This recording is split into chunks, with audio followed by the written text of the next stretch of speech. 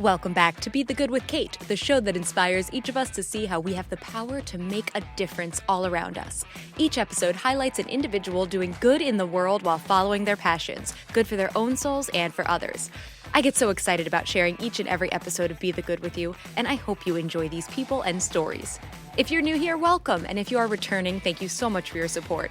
I'm so glad you found Be the Good with Kate and would love to hear from you. If you're finding value in these episodes, I invite you to share with someone who could also use this dose of good news, or tag me on social with your favorite quote from the episode. Every share, subscriber, review, and comment helps me to share these guests' wonderful work to more people. Thank you for your help in this.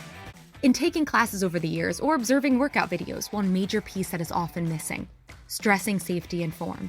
Additionally, group fitness classes are often marketed as being open to all levels, yet how often do instructors not give modifications nor progressions so that each participant truly can get what he or she needs out of the class? So that's why I created the 101 series, which take things back to basics with 3 separate courses: Bar 101, Pilates 101, and HIIT 101, focusing on safety and efficiency so you can maximize your workouts. Be confident when you step into a group fitness class or workout on your own. Be strong in your execution of the most common exercises, and be proud of yourself for taking these huge steps forward on your health journey. Check it out at bebykate.com. The link is in the show notes. Now, onto this week's episode. Let's spread a little more goodness in the world. Today on Be the Good with Kate, I welcome Michele Molitor to the show. She is entitled Your Guide to a Better You. She is the founder and CEO of Nectar Consulting, Inc., and co-author of the best-selling book, Breakthrough Healing. Michele works with executives and entrepreneurs, bringing over 30 years of experience, intuitive insights, and strategic business savvy to their success.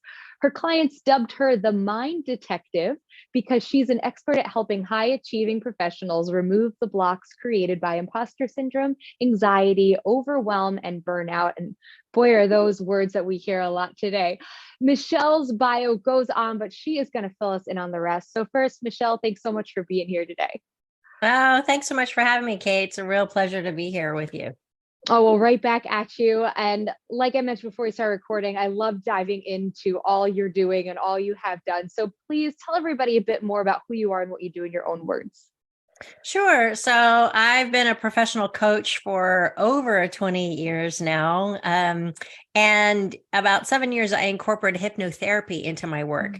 So I have this really unique blend of tools that I use essentially to help people get at both the subconscious blocks that are creating the filters and barriers to their success, and also at a conscious level. So I like to tell folks I create whole brain transformation. So it's really, really exciting to watch people be able to see themselves from a whole new perspective when they take the blinders of fear off and then step into the world more authentically. Absolutely. And I love too, on your website, you have so many resources, and I wrote down a couple just because I love the word choice too. You have brain candy resources and the self-doubt archetype survey. So you really dive so much into all of these words we hear thrown about, but maybe don't really know the definition of. So tell us more about the path to where you are now, because I know you had a total career change as well. I did. My former career, I was a creative director in the .com world. I worked in web development, building multi-million-dollar sites for big companies. And I was growing a team, and I made some hires very strategically, only to realize that these 2 gentlemen I hired to be my right-hand wingman, if you will, really didn't like working for a woman. And essentially, I got bullied out of my job. And it was pretty devastating. My ego took a big fall. My self-confidence and my self-worth took a big, big crash, right? Really kind of shattered, scattered, and splattered me all over the sidewalk back then. But it turned out to be a blessing in disguise.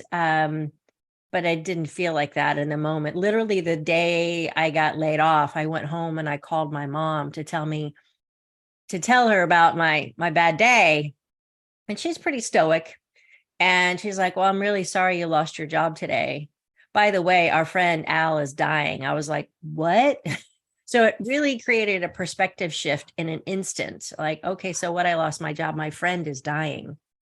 And it turns out that he had contracted a contagious disease unknowingly, and was embarrassed about it and refused to take the cocktail of drugs that would have prolonged his life. And so he allowed himself to die. And the day that he passed away, a few days later, I said, wow, I can't live my life from a place of fear. So I'm going to put my big girl panties on, and I'm going to figure out what I'm going to do. And I'm going to get on with doing it in his honor. Right. Wow.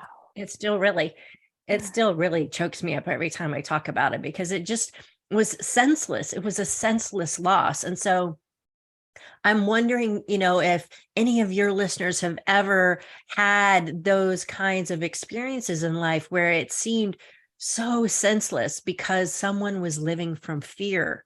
Mm-hmm. So I really used that moment as a catalyst for me to like, okay, what the hell am I going to do now? And I happened to discover coaching and realized, oh, this was my calling. So I pivoted my career, leaped into the unknown, and have been doing it ever since. Wow. And I'm curious the timeline. So the day that you found out about Al and you lost that job to the day that you started as a coach, did you try other jobs in between? Did you dive into training? Like, what was that kind of timeline like from a career perspective? Sure. After getting laid off, I took about 2 months off. And I went and worked for another hot.com startup, right? Oh, we've got $100 million in private funding coming. It's really exciting. We're building this team. I'm like, great. I took that over a solid position at Hewlett Packard. It is what it is, right? Hindsight's coulda, shoulda, wouldas. But 6 months into that position, the private funding from Europe never came. And I found myself laid off again, shortchanged $40K in salary on top of it. And then a month later, 9/11 happened. So in less than a year, my whole world turned upside down. And I was so terrified, Kate, of handing my resume to anyone for fear of getting it wrong, for fear of being judged, that I thought, well, I'll just start my own coaching company and I'll figure it out. And I literally just put the stake in the stand on October 17th in 2001, and off I went. And I've been figuring it out and fumbling my way through the dark ever since, with great joy and a little terror along the way. No, I'll be real. There you go. I mean, what is getting out of your comfort zone without a little bit of a mix of those two things, right? Right, exactly. Just that 1 year period of time. I mean, there's so much to pull from there, from just that idea that you started with mentioning about the perspective shift of losing the job versus losing a friend, and then talking about that fear of, I don't know where to go next, so to speak, or trying to figure out what that next step is. And also that element of, it wasn't just an overnight switch, right? It wasn't like you went to bed one night in the tech world and woke up the next day as a coach. Like there were a whole bunch of challenges along the way. And I just love to highlight something like that, because that's important for people too, who are scared of taking those steps to make a huge change. They're like, oh, it's going to take so long, or, oh, I don't know what it's going to entail, or I'll be without a paycheck, or all of that. And you made it work. And so many people make that work. And that is the only way to really find where we're supposed to be, so to speak, right? And find your purpose. Absolutely. I always say the universe is always pointing you in the direction that your spirit wants you to go, right? But we're not always listening, right? When I was in the .com world, I was working 80 hours a week. I was super stressed out. I was full of anxiety. I was burnt out. But I kept going because I'm super tenacious, right? And sometimes it takes getting kicked off the bus you're on to get on a different bus, right? And in the moment, it hurt a lot. It was really, really challenging. But in hindsight, I could see it was the only way that I would have found the path that I truly was meant to be doing, because I would have been too scared to let go of the really nice golden handcuffs that I had, right? And to step into the unknown. But sometimes when you get a little shove from the universe, it makes all the difference. Oh, 100%. That's something I've just loved about hosting this podcast too, is getting this constant reminder. I mean, selfishly too, right? Of that constant reminder of, yes, keep always seeking what you love. And so I love when listeners get to hear this too, because each guest brings such a totally unique perspective, but those roots are there of don't stop searching for your purpose and don't stop listening to the universe, like how you put that in perspective.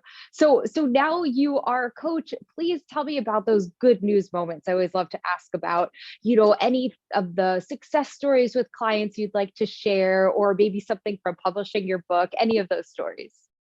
Oh gosh, I can talk about client stories all day. They're my favorite thing because they bring me such joy to watch folks literally transform their lives in such a short period of time, right? So let me tell you about Janae. She came to me with severe anxiety and severe IBS. She'd had IBS, chronic IBS, for 15 years. Right. So it was debilitating. She didn't want to leave the house. She didn't want to go very far away from the house because she wasn't sure how her body would support her. Right. And so with a combination of the work that I do, and we take that deep dive into the subconscious, we're able to find the root causes of the beliefs that often manifest themselves as physical issues in their bodies. Right. And she was able to connect the dots of, wow, I was in high school. My dad was my coach, my basketball coach. And despite being a star player, no matter how well I played, he would berate me on the way home, literally telling me I played like crap, right? All of those words. And she embodied it, right? And she became a hyper perfectionist, which created all of this anxiety in her belly, which manifested as IBS. So 15 years later, she was able to see those connection points and literally change her mind. She changed her mind about herself and those beliefs, and her IBS stopped. It went away and it hasn't bothered her since. And she's been able to go out into the world and experience life more fully. And all of the energy that she spent worrying about, is my body going to be okay? She now gets to pour into her business as an online tutor. She works with kids, helping them learn how to read. So she brings joy to her clients now because she was able to let go of all of that head noise and all of that fear. And do you find too, like so often as a society as a whole, even we're always putting band-aids on things instead of getting to the roots of the solution? Yes. So I love when you said the word, that root. Yes. Yes. I mean, Western medicine has its place, right? Big pharma has created some amazing things. And I think now a lot of times the cart is put before the horse. Let's come up with some symptoms and give it a name and then make a drug to fix it. Versus, well, why are you anxious? Why are you depressed? Why are you having IBS? What's at the root of that? And so the mind is such a powerful place. I geek out on neuroscience, Kate, all the time. And so I'm right there with you. I feel like I don't get on a pedestal about a lot of things, but this, oh yeah, keep going. Right. And so when we recognize how powerful our mind is, and when we choose to decide something, good, bad, or ugly about ourselves, your body's like, okay, I'm all in, I'm down for that. And your body will maintain that stance, right? There's the part of your brain, the amygdala, right? Your fight, flight, or freeze mechanism. I call her Amy, Miss Amy G. Dalla. She's the one who's looking out for you, just trying to keep you safe, right?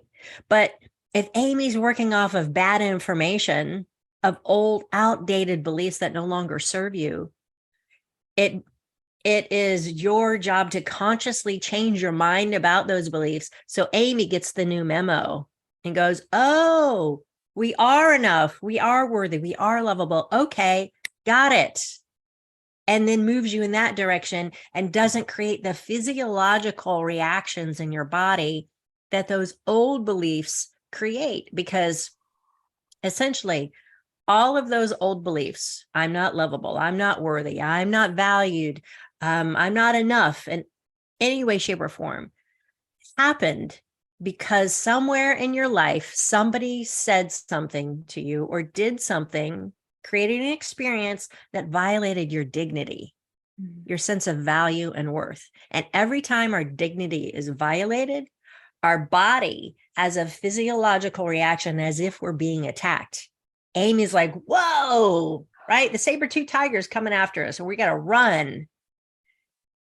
But we have to learn how to discern that maybe we're not in danger, or maybe we were in that moment in the past, but we're not now. So getting your brain to rewire itself is a process, but it can be done a lot faster than you think. I feel like this is like a coaching session in and of itself, all of this amazing wisdom and advice for people here, for sure. And are there any sayings or mantras that you find yourself going back to with clients, or even in yourself, just going through this process as a coach? Well, anytime that I'm caught in an anxious moment, because we all still have anxiety, it's about how quickly you can calm it and quiet that nervous reaction, right? So anytime I find myself with my head starting to spin, I'm like, no. You have to change your perspective, because the more you think a thought, the more deeply connected those neural pathways become in your brain, right? And then you start manifesting your reality from that place. So you have to change your perspective. And so this is my personal go-to, right? It's very simple. I breathe in love, deep breath in, I exhale gratitude. And I just repeat that to myself as I breathe deeply, because the deep breathing calms your nervous system and it changes the tape in your mind, right? And then you can focus on, oh, what am I grateful for, right? And that's a whole different energetic vibration than I'm worried this isn't happening. That's not happening the way I'm expecting it to or wanting it to. So letting go of the expectations and bringing yourself back to present moment and just breathing. That's so good. That is so good. I'm going to clip that piece out. I already know that is going to be a featured clip. That was spot on for sure. And something else you made me think of, that curious if you got to comment on even further with this changing in perspective and how we talk to ourselves. I know as a person in the fitness industry as well, with clients and that I work with, there's a lot of that, oh, well, I'm not a morning person, or, oh, well, I'm a sugar person, or I'm a this person, or I'm not a that person. And I see that so often. And it's like when people start to change what they're saying, that almost classic fake it till you make it, right? You don't want to smile, make yourself smile and see what happens. That kind of thing. Like if we stop telling ourselves, okay, I'm not a morning person, maybe you will be able to wake up even 15 minutes earlier, or I'm a sweets person, I have a sweet tooth. You stop talking to ourselves like that. How else can we talk? Say, I live a healthy life, I make healthy choices. And I'm fascinated by all of that too, about that rewiring of the brain. So I'm sure, like you've mentioned too, in various ways, like this is something that comes up with clients all the time. Oh, totally. I recently had a client who came to me because she had a sugar addiction, right? She's like, I am binge eating whole bags of M&Ms every day, right? And she's like, I know this is bad for me and I know I don't want to do it, but I can't stop. I'm like, okay, great. Right. So this is a perfect example for someone who's like, successful in her own right. She's smart, she's talented, and yet there's this one thing that she can't seem to kick, right? She doesn't know how to shift her thinking. And so the hypnotherapy allows us to get at the root cause. And of course, for her, it was this anxiety and the fear of not belonging, the feeling of not belonging in our own family, right? And so sugar became her comfort food, right? To fill the proverbial hole that was left by the bad behavior of her siblings, right? And so once we got at the root of that, and she was able to realize, oh, I'm not that that child anymore. I'm this grown woman now, and I can make different choices and I can tell myself better things. Within a week, she literally stopped eating sugar. Wow.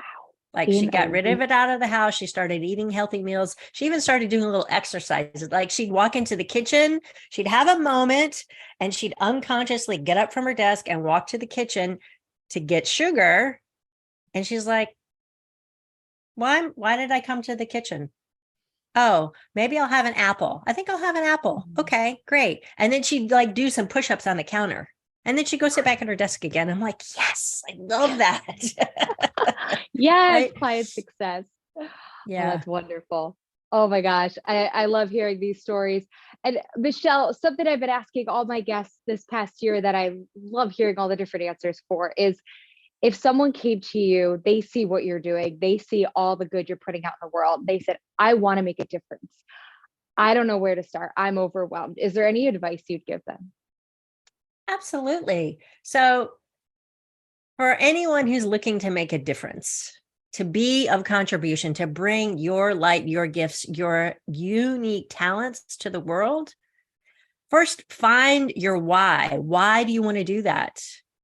Right? Get grounded in that, and then set your goals.